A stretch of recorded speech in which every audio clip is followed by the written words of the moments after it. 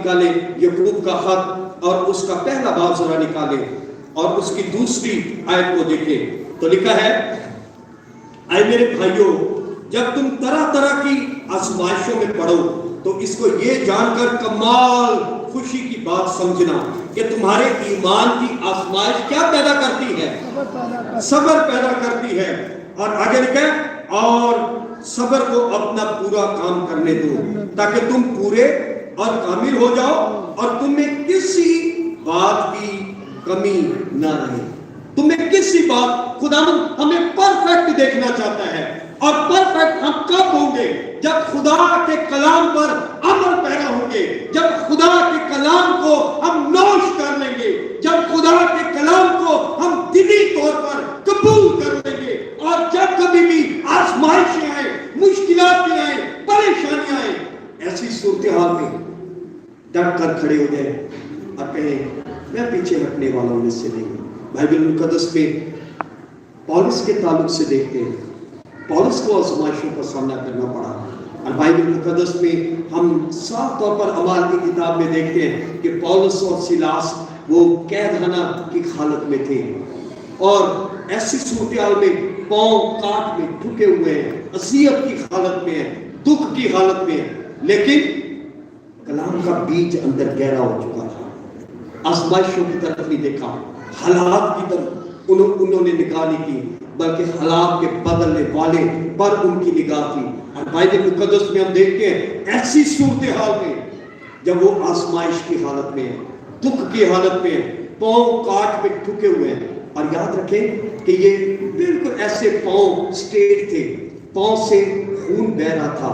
اذیت کی حالت میں ہیں۔ تو ایسی صورتحال میں انہوں نے ورشپ کرنا شروع کر دیا، جس کا خدا کے کلام پر گہرا اعتماد ہوتا ہے، جو خدا کے کلام کو دل سے قبول کرتا ہے، وہ پھر ان ایسی آزمائشوں میں پیچھے نہیں ہٹتا۔ تو بائبل مقدس میں ہم دیکھتے ہیں انہوں نے ورشپ کرنا شروع کر دی،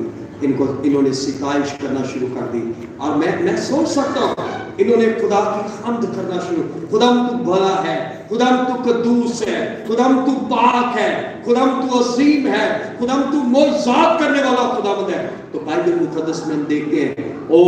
خدا کے کلام کو یہ ریپیٹ کر رہے ہیں۔ تو ایسی صورتحال میں بائبل مقدس میں لکھا ہے ایک دم بھونچال آ گیا، تو قید خانہ کی نیو ہل گئی، دروازے کھل گئے، بیڑیاں ٹوٹ گئی۔ تو یاد رکھیں بائبل مقدس میں ہم دیکھتے ہیں کہ ضرورت اس امر کی ہے کہ ہم ڈٹ جائیں، کھڑے رہیں، خوشخبری کے پیغام کو جب سنتے ہیں خوشی کے ساتھ قبول بھی کریں، اور خوشی کے ساتھ جب آزمائشیں آتی ہیں، مصیبتیں آتی ہیں، پریشانیاں آتی ہیں، ڈٹ کر ہم کھڑے رہیں۔ ہم پیچھے ہٹنے والوں میں سے نہیں ہیں، کچھ بھی ہو جائے ہم پیچھے نہیں ہٹیں گے۔ اور اگر کلسیوں کے نام پولس رسول کے خط کو ذرا کھولیں، بائبل مقدس میں سے کلسیوں کے نام پولس رسول کا خط اور اس کا دوسرا باب ذرا نکالیں میرے ساتھ، دوسرا باب اور اس کی 7ویں آیت کو دیکھیں۔ کلسیوں دوسرا باب اور اس کی 7ویں آیت، تو 7ویں آیت میں لکھا ہے اور اس میں جڑ پکڑتے اور تعمیر ہوتے جاؤ، اور جس طرح تم نے تعلیم پائی ہے اسی طرح ایمان میں مضبوط بنو اور خوب شکر گزاری کیا کرو۔ مقدس میں ہم دیکھتے ہیں تو ضرورت اس بات کی ہے کہ ہم ڈٹے رہیں، جب سنتے ہیں خدا کے کلام کو اس پر عمل پیرا ہوتے رہیں۔ تیسری بات جو یہاں پر ہم دیکھتے ہیں بائبل مقدس میں لکھا ہے وہ جو خوشخبری کو سنتے ہیں مگر اس دنیا کی فکریں، دولت کا فریب اور دوسری چیزوں کے لالچ میں گمراہ اور برگشتہ ہو جاتے ہیں۔ وہ سنتے ضرور ہیں، خدا کے کلام کو سنتے ہیں، مگر دنیا کی فکریں، دولت کا فریب، دوسری چیزوں کا لالچ، اس میں گمراہ ہو کر وہ برگشتہ ہو جاتے ہیں۔ خدا یہ چاہتا ہے یہ کلام کا بیج ہم میں گہرا ہوتا چلا جائے،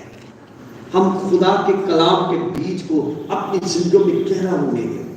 اگر یہ چاہتے ہیں خدا برکت دے، اگر